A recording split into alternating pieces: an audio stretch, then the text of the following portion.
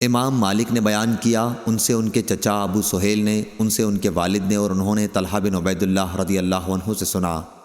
آپ نے بیان کیا کہ ایک صاحب زمام بن ثعلبہ نبی کریم صلی اللہ علیہ وسلم کی خدمت میں آئے اور اسلام کے متعلق پوچھنے لگے۔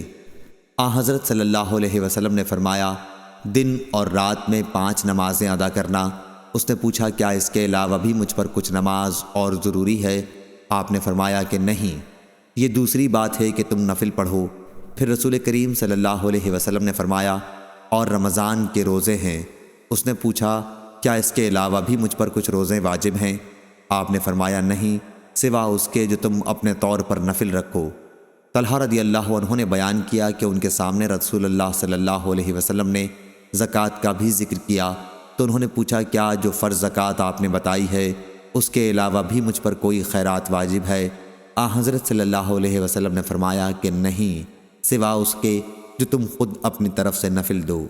اس کے بعد وہ صاحب یہ کہتے ہوئے جانے لگے کہ اللہ گواہ ہے، نہ میں ان میں کوئی زیادتی کروں گا اور نہ کوئی کمی۔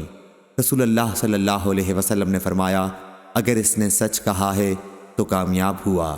صحیح بخاری حدیث نمبر 2678۔